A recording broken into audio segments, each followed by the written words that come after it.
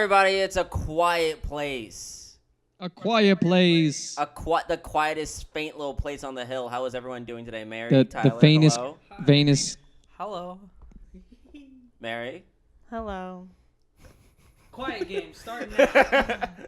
Today we're going to be talking The about... rest of the podcast is just quiet. That'd be the most meta shit ever. But yeah, no, we're going to be talking about a movie called The Quiet Place, which is one of the best horror movies to come out in a very long time. Part of the, no pun intended, the quiet renaissance of horror in 2017, 2018. It's false what you just said. What do you mean? It is false. You forgot about the Bye Bye Man. I didn't forget about the Bye Bye Man. It's like. You wouldn't be saying that right now if you'd seen the Bye Bye Man. Oh, I've seen the Bye Bye Man plenty. So I think On DJ par should with John bye bye from Carpenter's this The Thing, my podcast. friends. I thought you were going to say fucking, was it John? Whatever that stupid movie with Taylor Kitsch is. Who? John Carpenter? Who? What's that movie? John Carter. The original, John like, Hero's Carter. Tale. It's a totally different Yeah, thing. Way different. Has That's not even a horror movie. Way different. That's enough. All right, today we're talking about A Quiet Place, all right? It was very good. Cool, dude. Thoughts?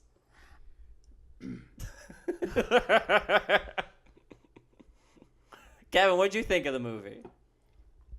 Oh, I really liked it. I was really surprised of how well John was able to like do the contrast of basically a Babsuna sound to like the fantasy sound to like to the extremes of loud. I like the extremes he put onto the sound because when I read like the title and the concept of this film, that's like for some reason was like one thing I was like really curious about, and he did it pretty well. Yeah, I guess something to be noted here. Famous couple John Krasinski and Emily Blunt. First movie they're starring in together. Is that true? I think so. Yeah. Yeah. All the interviews was basically him talking about it was the first time they worked together. Yeah. Wow, that's crazy. Talk about a strong start. Yeah. Fun little story. I heard an interview with John Krasinski, and he said he had been working on the script for A Quiet Place. He brought it to Emily, and she read it, and she said, and she wasn't originally supposed to be in it, and then she begged him to be in it, and he said it was the biggest compliment of his entire career, which was just the sweetest story. Yeah, so it's like not only that, but only like was it his first directorial thing too? Yeah. So First that's- time writing, I think. Is there really? No, he's written before, probably. Either way, Probably episodes of The Office. Yeah. still stupid cool. We talked about this before, like after the movie, but there's like a cool thing going with. Apparently, comedians know how to do horror really well. What with Yeah. Get Out and now this, Yeah. it shows that comedians have a lot of range and know how to do the drama aspect, Oh, yeah. duality with the comedy. Comedians are always the ones that like a comedian can usually do drama, but not always can a dramatic actor do comedy. It is Yeah. such a field that requires such mental strength that you have to like. It's one thing to act sad, but it's another thing to be funny about a sad thing because you Yeah. have to like understand why it's sad and understand how that dramatic actor has to feel and then go 'Cause- above that. Because like comedy, I mean, it basically has drama in itself. You know, you're pretty much like laughing at like, well, the way comedy is now, like Yeah. misfortunes and things like that. You have to be able to appreciate, I guess, with lack of a better term, the drama of the situation in Yeah. order to find it funny. Totally. Not only that, also comedy has so much to do with timing, and so does horror. Yeah. So that's why I think one of the reasons why so many comedians are turning over and doing horror, and they're doing such a good job at it, is because you're dealing with the two extremities of the human condition and the two mysteries. Like, we still don't really know why things make us laugh or why things make us scared. We just know that there's an element of surprise to both, and that those have to be executed perfectly for it to be successful. And I think that that's why they both did such a good job. I think that plays into it. And the idea of with timing, I feel it's a good indicator of what this movie does best is probably suspense, because it really does live up to its namesake for the first 20 minutes, because you don't hear someone speak a single line until maybe like 20 or 30 minutes into the movie. Yeah. Or even hear like a sound louder than a whisper within like the first 15. I was not expecting to hear any dialogue whatsoever from this movie, so I was but yeah, it was like almost none until like halfway through, I feel like. Yeah. and we're having a discussion about it because obviously, if you guys don't know by now, spoilers are plenty. We're spoiling every motherfucking thing up in this baby boy. So like we're having a discussion earlier about the idea of if they actually boosted the audio for the lamp when it gets knocked over, or if it's just really loud because you don't hear anything for that long. So like the impact of it is super loud. What do you think about that, Kevin? Do you think it was like boosted, or do you think it was just like the actual like mental mind games of it? It could be a combination of both, of like of us like not hear anything, and then that impact being very loud, and also just the sound quality making it more. Because I can tell you, when glass breaks, it's fucking loud. So Yeah. they did that pretty well. It's very upsetting.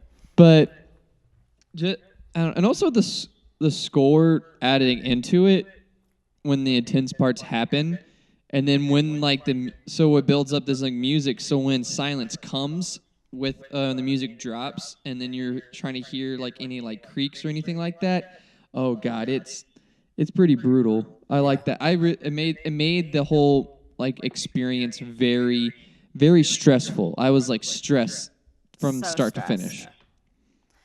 I had actually been talking to someone that works at the Alamo Draft House where we went to go see this, and they were the first person to tell me about the movie. I didn't know about it, but we were debating whether or not it was going to even have a score. But I was like, it would be too much if it didn't. And we discussed that it would change the movie. So I guess that's a question. Do y'all think that the score added to the movie or took away? Because I think that it made if there hadn't been a score, then all of it would have been too much. Honestly, it's been a couple days since I agree. since we've actually seen it, and like I don't even remember a score at this point. I guess it blended in so much into the movie that I guess it was pretty neutral for me then. Yeah, it seemed kind of like not to talk down on it, but it seemed kind of just like generic orchestral kind of Yeah. kind of score for a movie. But I agree. remember we were talking about it, and I kind of thought the same thing. I was like, I feel like it would be a lot more intense like without the score, but I also feel like part of what made it so scary is you had those kind of those breaks like in between where it kind of lulled you into a sense of security with the score, and then it went back to like you were saying, where it went back to being quiet, and then you're like, oh, it's go time. Like, Yeah. we have to listen for everything. Mm-hmm. Yeah. Yeah, whereas in a lot of horror films, the score will lead you to know that there's something scary about to happen, and when that's taken away, you don't really have anything. Two other movies that we talked about that don't have scores is The Birds, by Alfred Hitchcock, obviously, and the Coen Brothers film No Country for Old Men also doesn't have a score. I think that both of those choices add so much to those films, but I think with this one, I don't know. I feel like the scenes where I think it just added more to the quiet scenes in the movie. So you really were shocked whenever something fell. I mean, we talked about the lantern part already. In that same scene, there's a raccoon that hits the window, and then you know the things are gonna come. And I would just kept on jumping. I was so stressed. It got real liberal with it later in the movie, where they just like start like just throwing them in there just to throw them in there. Like with when John Krasinski's character comes into the house and he's like, "Oh God, my wife's dead," and then like the hand on like the shot. I was like, "All right, that's enough." Yeah, That's that high quite end was enough. kind of cheap. I agree with that. Yeah. It was getting so ridiculous. I was like, oh, I seen Titanic. Yeah, right. But I feel like this. I had not seen a movie with stronger child actors. Yeah, This seriously. For real. Like in a long while. Like, Yeah. let's talk about how they actually had someone with the right, disability portraying that disability. Yeah. Yeah. Yeah, I Like that's Oh, sorry. I didn't know that she was actually deaf until like I saw like a little featurette thing on Facebook or something. But Yeah. not that it necessarily matters, I guess. But that's cool that they actually got someone that was deaf to do the part. Also, I'm looking at her page here. This is the second thing that she's ever done. Really? Yeah. She only started That's awesome. acting in 2017. Oh, wow. The first thing she done? Wonderstruck, it says, Ooh, that movie. which I've never seen, but You know, I've heard of it. she did an amazing job. Like you So how do really you know do it's feel for bad? her character. She made me cry. Yeah, and I think I want to talk about, speaking of like of let's just see how many times we can say quiet in one podcast, the quietness of this movie.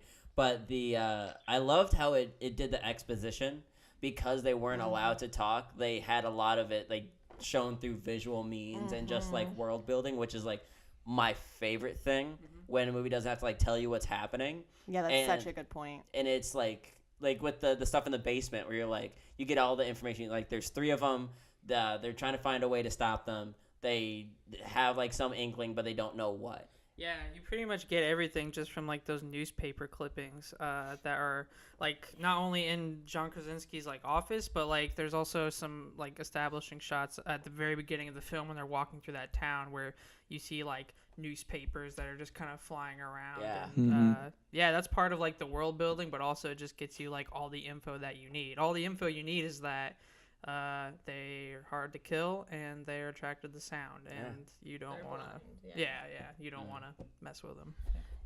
Also, that opening was so good. I Oh, loved the very soft sound of them running in the pharmacy, and That 6 slide that girl Oh, caught I know. that rocket so with. badass. All I saw when I was thinking about that, I was like, God, how many times did they do that? Yeah. And how many rockets did they go through that broke Yeah. on the ground? And just the sweet, it's so sad, but the moment where she gives him the rocket and she like smiles and winks at him is such a sweet sibling moment. I did not think that they were going to kill off their son. Oh, yeah. That was a shocked good me. surprise. I'm Yeah. not saying he deserved to die, but it was a bold. I'll say Yeah. it. I'll say it right now. He knows got balls, damn that kid well. should die. His father explained it to him very clearly. What did John say? He said, "Don't do it. Look, there's monster things out there. You make a noise, they're gonna come get us." And what did that boy do? Exactly the opposite. And he got exactly. I remember in the trailers, I was like, if this boy does not fucking stop, he is making noises left and right, and it always cut to him that was making the noise. And I messed up because I thought it was him that knocked over the lamp, but it was his older brother. That was probably on purpose. Yeah, they strangely looked alike, which I thought was like really cool. But yeah, it's not something It's I was almost like they're expecting at all. siblings. That's enough. They did all look alike, which it's. Yeah, dude, got you. I'm crying on the microphone right now. But that's something strange that they don't do a lot that I thought was a cool casting choice. Like when they make a family in a movie, they don't always make the family look alike. And like you do believe that this is like an actual family, and like the little boy's story arc about like overcoming his fear of the monsters themselves was really cool as well. Everyone did an amazing job acting wise in this movie. I will say I totally bought them as like siblings, like brother and sister, but the whole movie I was just thinking like none of them looked like either Emily Blunt or John Krasinski. Oh, really? Yeah. I just- Really? yeah. I felt like they did a fair amount. I wonder what their real kids look like because they have twins in real life. Oh, yeah. What if they just looked exactly like them? That'd be crazy. Just little versions with their big old heads on a little baby body. That sounds The little scary. baby goes. So just made an that- office face, which he does make one of those in the movie, and I was very happy. And it's the most like unexpected time. It's like towards the climax of it, and like the monster's coming, and then the kids are like trapped, and then he just looks. I swear to God, he looks at the camera, he's like, Yeah. like, or no, He he does. goes like, oh, Yeah, he does. And I was like, hey, he knows where his bread's made. I Just kidding. can't get enough of the Office stuff that like people saying, "Oh, John Krasinski made a career off of like silent Yeah.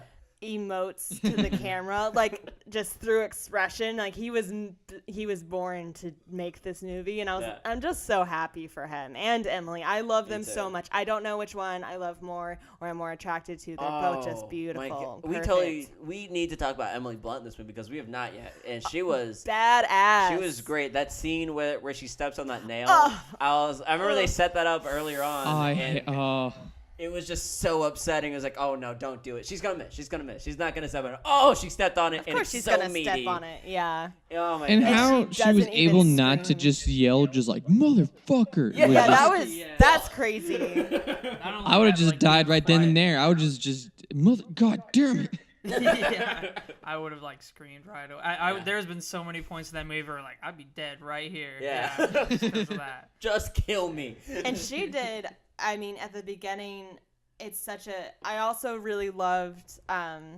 We'll get back to this in a second, but the moments whenever you hear the film from the daughter's perspective, and there's nothing, and that's a really big part of the movie. But in the opening scene, with how amazing Emily Blunt was in this movie, whenever they hear it was just such a good choice because the sound cuts off and you just see the daughter watching Emily Blunt, and that's how she knows something bad is happening. Yeah. And then she turns and you just see like Emily Blunt, she just crumbles to her knees and she just starts sobbing, and it's so heartbreaking. Yes, yeah, it was. Oh God, and I think something that we should also talk about as well that I super enjoyed is that this movie moves at a breakneck pace. Yeah. We saw this at at an Alamo, and they come and get the checks for your food like 40 minutes before the movie is over, and here I am sitting here. I was like, oh, it's probably like 20 minutes in. We're not like it's barely like done at all, and they're coming around for their checks. I'm like, oh my God, this movie's like almost over. Like what? Like this? It moves from one situation to another so quickly that it never has a time to stop and like linger on things that like not that don't matter, but they just like it goes at a breakneck pace, and I really enjoyed it didn't outstay its welcome. Yeah, it got in and was like leaving the audience wanting for more for sure. Mm-hmm. And also that ending was so good. Oh, yeah. It was not the ending that you would expect. Yeah, I also appreciate that these horror films, spoilers for those of you who haven't seen Get Out, don't listen to this part. But I like that both of them kind of have overall hopeful endings. Yeah. And that's pretty rare. Like, there's something, I don't know. I wonder if that has to do with them being comedians. It probably has nothing to do with it, but horror. It's a trend that kind of went away for a while. But I remember in like the 70s and 80s, they would always kind of like end on like a heroic kind of shot too, with like was it Chainsaw Massacre and. I don't remember the much. No, Friday the 13th does not. But like, I know that was a thing for a while and it kind of went away. But it seems to be coming back, which is the original Chainsaw Massacre. Yeah, because she like gets away in that truck at the end, right? It seems very well. Yeah, she gets away. I just feel like I always remember like the scene being really horrifying because she's like covered in blood and like screaming and stuff. That's true. But that's beside the point. Yeah. Either way, it is very cool to kind of see this. Like, oh wow, this is like a neat little. It's not like super down. It's like life is bad and we're all gonna die. And just seeing the mother and daughter unite, and you just know they're gonna be able to take them. And also, I mean, the daughter turns into the hero of the story, and like Kevin was talking about earlier, it is just really cool that they were allowed this film to be so much from her perspective. One of the creepiest parts in the movie is when she's in the cornfield and her. Stops working. Yeah, it starts to have feedback, and you can see the thing come out behind her, and then it starts freaking out, and she doesn't know, and then it runs away, and she has no idea that it was like just behind her, and it was so well done. I thought she was dead right there. I thought she was gonna turn around, see it, and then because she doesn't know like how loud she can be, so she like would scream, and then obviously it would get her. But that was a cool little thing they threw in about like your earpiece, like being what sends it away and hurts it, which I feel like maybe this is something we can talk about now or later, but I feel like not to be a stinker, but here Tyler's hot takes. Tyler's stinky corner. Here we go. Okay, so like they find out right at the end of the movie, like it's these high frequency sounds that hurt it and like kill it, right? Yeah. And then so we established, like we were talking about earlier, like in the newspapers they're talking about it, all the headlines say they can hear you, they're blind, they work by sound and stuff like that. And if they had enough time to get that word out to the masses and they figured out that it was sound, you would think that they would like the government or something would try something like that. Like they would just get on like, okay, its weakness is sound. Let's hop on these like any sound techniques we can right away. Well, I mean, but I don't think that it doesn't. It could be. I think it was the lizard people, so I think that would make sense. Yeah. I think that it wasn't clear that their weakness is sound, because like that's such a risky business, because you're like, if we try to make sound, it's going to come, and that's the only thing that they know. Yeah. They don't know that a loud enough sound will hurt them. Like they don't understand that. And so they risk literally having them. It's like if you found, you're like, oh, the cure for cancer might be to inject me with cancer, but then I might also have cancer. You know, like I think that it's not clear that it's their weakness. Like, they know that that's how they hunt, but they don't know that it's how they get hurt until later on. Yeah, that's a good. You actually kind of changed my mind a little bit on that because because But like the hearing sorry, aid go was ahead. a very like a Deus Machina type of solution to the monster. It was very like a tight nip of solution in a way. yeah, it was like yeah, you're right. Very it had to have happened then and there. Like obviously we didn't find it because we didn't. We just didn't have enough time.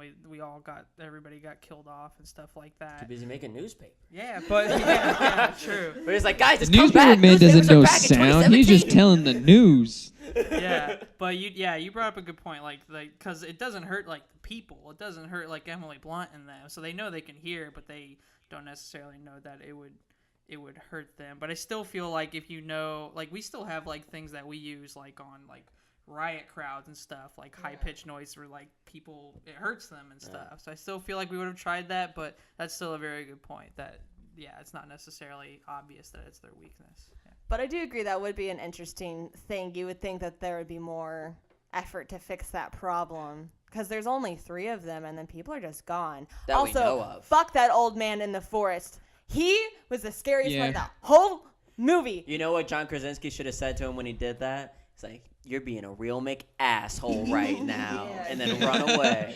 Yeah, he missed a good one-liner there. Yeah, what the fuck? Okay, I thought that was kind of neat though, because like this might be projecting completely. But did anyone else think that old man kind of looked like an old John Krasinski? Oh, I could see that. Because it kind of reflects the end of the movie, which He was is kind of interesting. shorter though. Yeah, well, shorter, but like just in theme, it was like John Krasinski dies in the same way. Yeah, you get shorter with age. Yeah. Does John Krasinski die in the same way? Yeah, Not like he screams and he gets 6'3" to Well, 5'6". What did you say, Kevin? Oh, say like not like shrink from like 6'3" to 5'6". Oh Yeah. You're right. I wasn't good. He does get the old man is shorter for sure. I didn't even notice the man's height, but One like, of these days, DJ, you're gonna come down to my height. oh fuck it, you're gonna go to my height. You're gonna steal Oh yeah, my I'm inches. gonna take some calcium pills and Just gonna come to Austin one day on stilts, just like, look, I did it, Just like, Gavin, get out of what's here. up there, little man?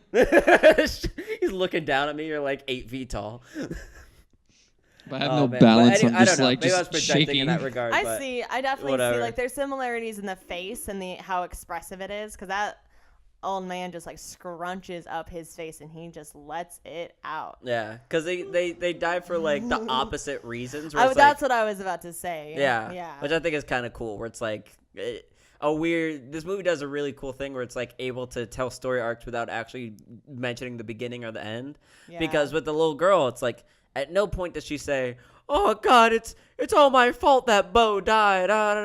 It's my fault entirely." It's like, no, it's like through other things that she's clearly projecting, and that's why it like, and you get that story without ever them telling you directly that that's what the story is. And it feels like it was another version of that, like preluding to what the ending could be, but it's like for the completely like opposite reasons that the old man did. Yeah, it's another with the whole like daughter projecting her emotions thing. It's just another really good example this movie does of showing us, not telling us. Yeah. Not that they can tell us anyway, because they have to be quiet. Exactly. But speaking of times when they do get to be loud, I thought that the exposition when they go to the waterfall was really good because like whenever John Krasinski's just like, yeah, as long as you have a sound that's louder than you can be as loud as you want. And that was I was like, all right. And that comes into play later. And I was like, you get it. And you're like, that sounds logical. Yeah. And it moves on. I felt exactly like that little kid. I was like, dude, shut the fuck up. What are you doing? Yeah, I was like, oh God. But which also, if that's the case, I feel like I would just move by the river or by the waterfall or something. Like I would just build a little. I would say the shack man that lives down by the river is pretty safe. yeah. I thought the same thing. It could be like that part in The Last of the Mohegans when Daniel Day-Lewis and that girl kiss under the waterfall and they all chill. There's like lots of caves and then like. They're in Missouri, so there's no shortage of caves and rivers and whatnot. Exactly. Fucked up. Fucked up real bad. But the construction of that house might be loud. I was gonna say it is very But echoey. it'd be drowned out by the waterfall. It'd be drowned out. But yeah, I also get like the whole thing of them wanting to stay at their house, and obviously they have like farmage and food like set up and growing there. But I feel like then if they take the time to travel all the way to that town, then they could just like take the time to travel just back to that house to get the food when they need it, and then just shack up by that waterfall. Especially when Emily Blunt's given birth.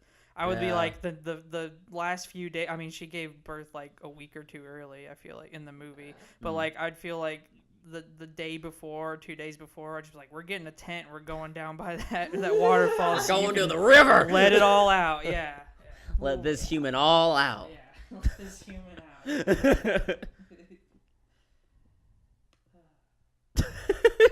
out. Mary, thoughts? Okay, I have some like interesting thoughts. First thing, it's more just like a praise. I really like how Emily Blunt's name was like the first that like shows, like in like the beginning credits, end credits, like it was her name first, and then it was John Krasinski. I didn't even see that. That's so sweet. Even on the IMDb, it's the Yeah, same thing. like Mandy pointed it out, and we both were just like talking about how cool that was. God, that's such goals. And also, it's like an interesting concept just for like this type of world that is already set.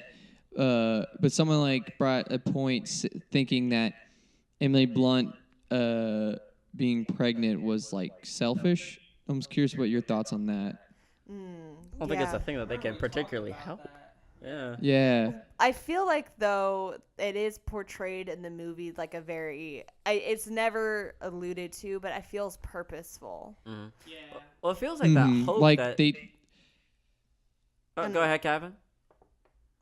Oh, just like about like they lost a child and they just missed that link.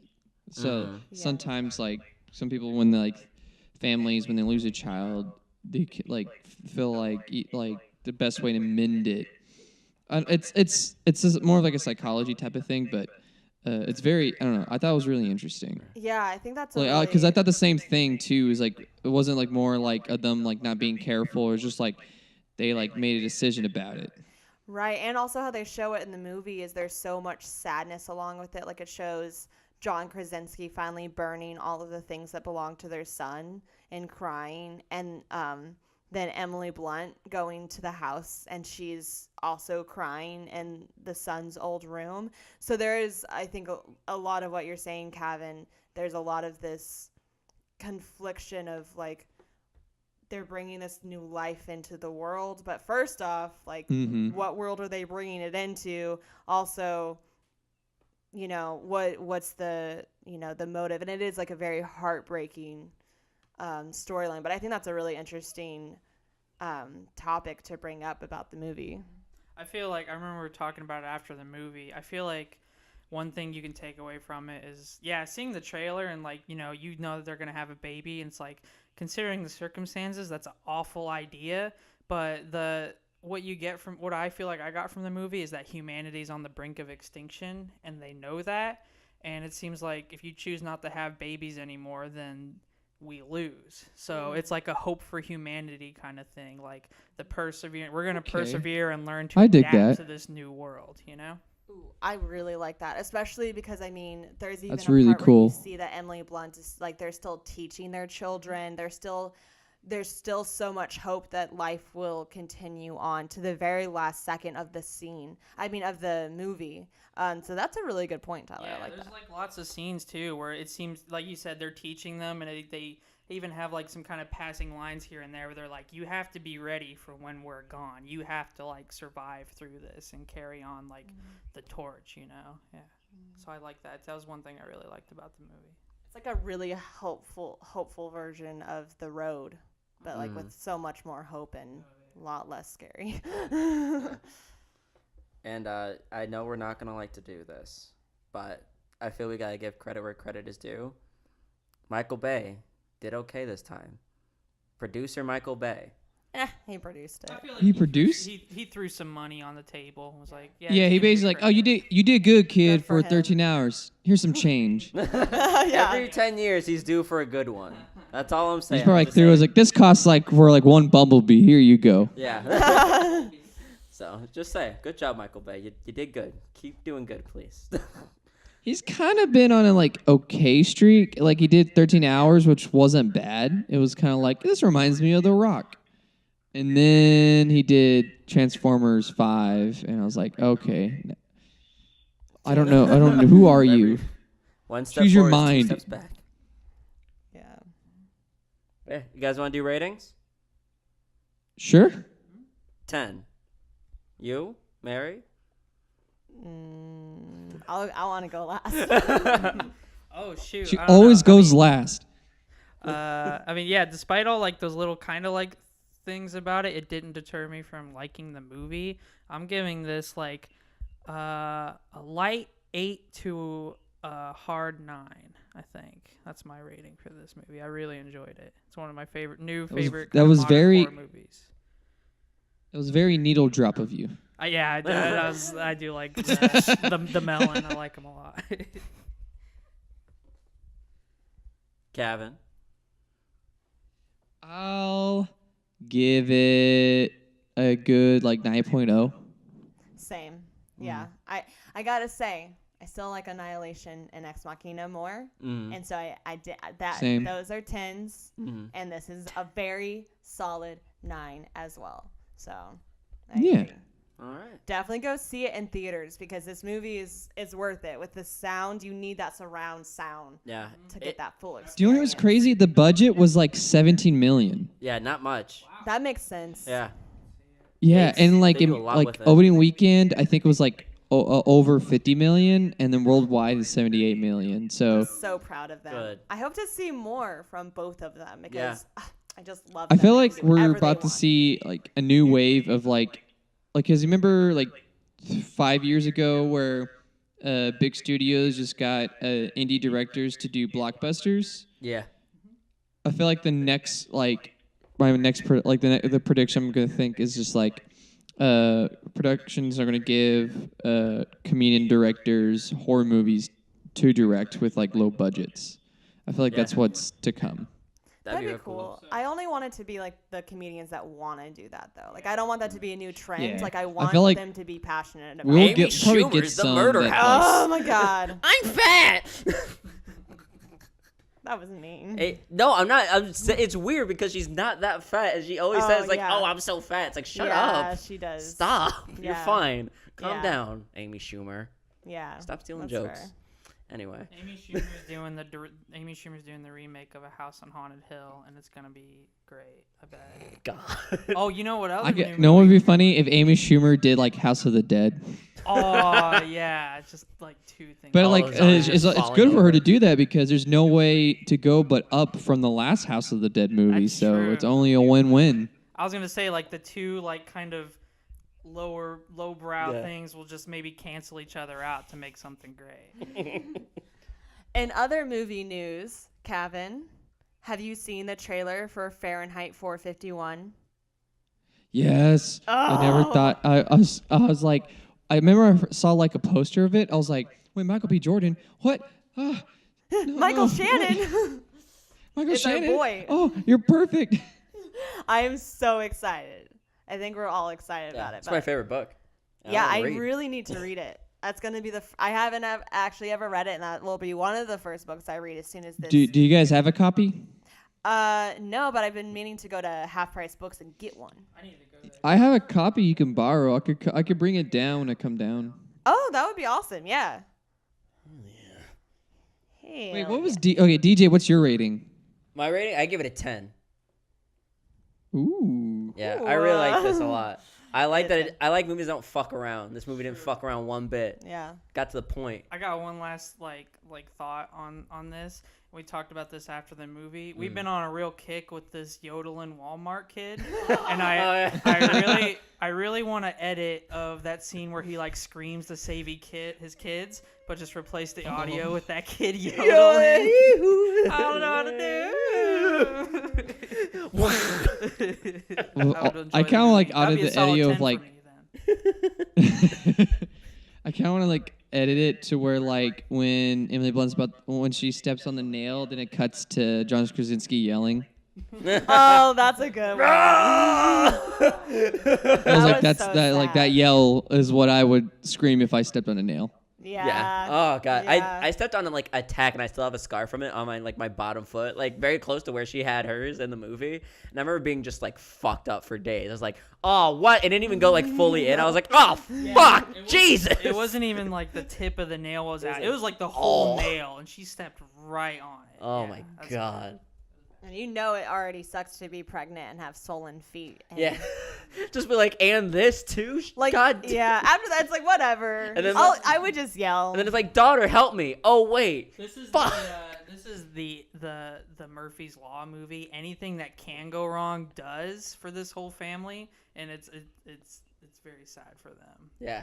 Yeah, bring some tissues and someone to hide in their shoulder. I just What? want to bring up one thing before we go is that when they go in the mill, they fall in that Ooh, mill. I was just thinking I always about that. that's been one of my biggest fears. It's just like dying and like because there's a salt mill by my old house where I grew up, and it's just like that could happen if you went in Just there. how claustrophobic that scene was. So much better than I thought it was going to be, because in the trailers I was like, oh, this seems cheesy. It seems very much like reminiscent of Signs, which is not a bad thing. I love Yeah. Signs, but Dumbass aliens. that they were just like, it was so like just seeing them like sink into the corn. I was just like, oh, seems horrible. Yeah. Good Very gosh. interesting. Very fun. Well, Yeah. go check it out, everybody. But be quiet about it. Next horror movie we have to look forward to, Truth or Dare. That Ah. looks like a real winner. Oh, you know your boy's about to go fuck it up at some Truth or Dare. Oh yeah, I'm gonna eat a big bag Why? of popcorn for Truth or Dare. Why does it Just like when they kinda like why? turn for like the Truth or Dare trailer is like when they like are about to like not do the game, like when they do the smile, why does it look like the yodel guy meme? They're like the yodel. Like, that's what it does. they look like. It looked like a Snapchat filter. Like it's Yeah. not. And I'm gonna give it a pass because it's got my girl in there, Jessie Quick from The Flash. Shout out. You know, I'm gonna see it just But for doesn't that. it also have that redhead? What's her Who? name? The redhead from the Disney Channel. That Bella Oh, Swan. Bella Thorne. We can ignore Bella Thorne for this. Also, it's got She's in Tyler there? Posey, and I really want to like him. So Yep, definitely. Go Not gonna get your enjoy it. priorities straight and see only- Truth or Dare only, like, first, like- right? The only like horror movie I'm actually genuinely excited for is Hereditary. That looks so good. Oh, yeah. yeah, that looks really good. I'm very Yeah. excited for that too. I was gonna bring that, that up one's after up there. the movie. It looks so good. It looks like the type of horror film I'd want to write. Yeah, I didn't see the trailer for that till Same. right before the movie because I know you guys were talking about it beforehand, but that was Yeah. the first time I saw it, and I was like, "Whoa, this looks really interesting." Well, it's done by the producer of The Witch, or is it the That- producer or the director? A24. What? A24. Oh, it's Oh, A24. yeah, yeah, A24 is doing it. Blat, the blat. producer of the Witch, which I watched The Witch, and it was Witch just Witch. a Don't you the- mean the the bitch? The Bitch is a genuinely unnerving movie, so I like that. Yeah, it's real good. I so still I'm need to excited see for it. this. We should watch it. Yeah. I kind of want to see Hereditary, but I'm really scared. But it looks like that boy from, who's the boy in it? Is he from The Fault in Our Stars? What? Oh, Is that Angel? Isn't the boys No, from not the? Angel.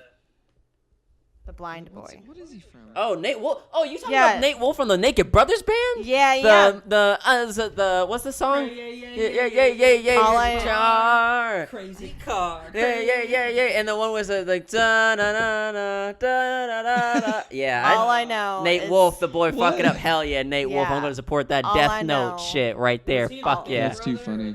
Oh, he was the biggest brother. You know what I'm talking about? Hell yeah. Sorry, it was Nate Wolf. You don't Is get who you're DJ hype about Breaker Brothers band. I used to love Naked Brothers band. I was all about it. That little boy loved his milk a lot. That guy got me on milk. Same. I got so much You got calcium milk? in me because of that show. Dude, same. When he described it, it was like, ooh, that creamy, that white good stuff. And I was like, Do yes. you got milk? You got, oh, that's what I said every time I drank milk from that point on, too.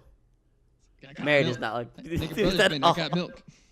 Now I have the smile from Truth or Dare. Just looking. Mary's looking exactly like that. It's very upsetting. She's on the ceiling right now. Mary, get down from there. Stop it. I'm not gonna get down. I dare you to come up and make me. Ah, jeez. All right. Well, that was a fun old time. So it's bedtime, y'all. It's been a long week. I think a podcast has ever ended with bedtime. Yes. We should end everybody's bedtime This one. now. And good night. I'll make sure to tuck you all in and wish you a happy tale. Papa Kevin. Ooh. Thank you. Papa Trying to Kevin be going to take care of quiet. you. We're gonna all go to our quiet places now. Just I don't wanna just go to in- sleep. Fuck to sleep. Okay. Shut the fuck up. Go back to DJ's sleep. gone now.